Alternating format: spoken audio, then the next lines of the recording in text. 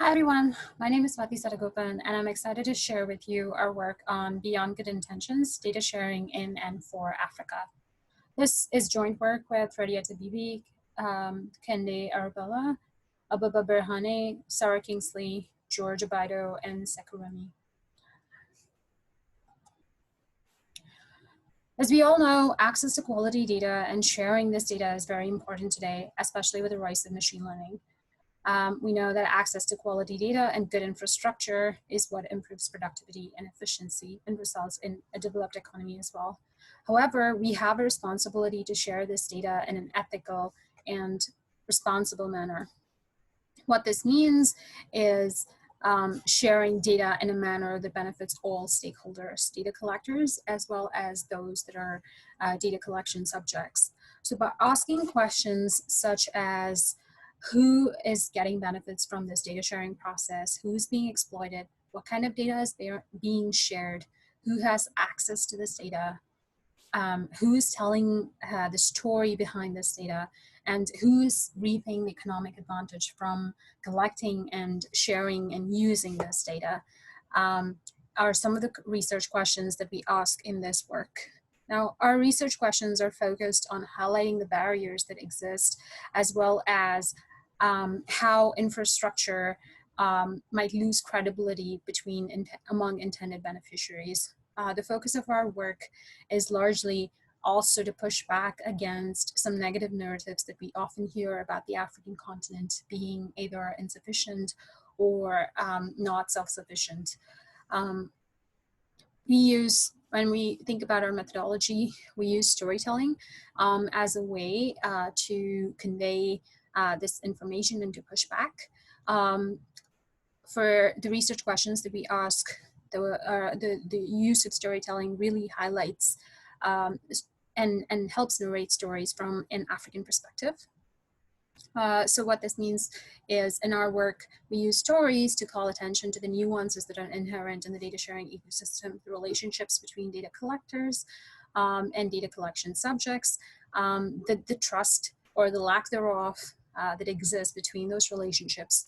Our guiding principle in collecting these stories was through interviews, but to stay sensitive to the context in which we are sharing in our work. Now, we've collected the stories into many different personas. I will be sharing two of them here today. One such story is that of an NGO, which wants to provide access to water in a remote community. And the NGO ends up collecting highly sensitive information via a survey from the community, but without paying a lot of attention to two things. One, the long-term nature of the project, like understanding what would happen after the survey is done.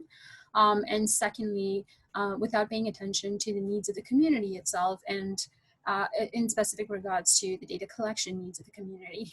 Without realizing this, the NGO shares the data that it has collected about the community with the government, which sort of breaches trust with the community. When we go on to the second persona, this is about, we have labeled this persona Journey of African Scholars, and this is about a PhD candidate who's conducting research in Nova Africa. This candidate wants to collect soil samples and therefore has approached farmers to collect this data. But she realizes quickly that the farmers are not enthusiastic about this data sharing project, which really puzzles her.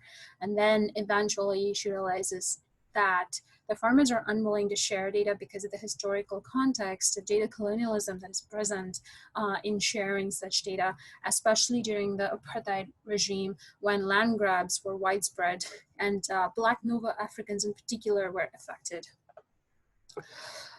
So the researcher firstly lacks awareness of the context in which this data the data sharing or the data collection is performed.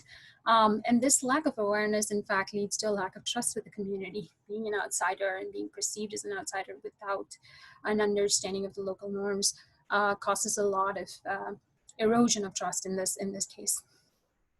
So through these and other personas, what we have really identified are a few common themes.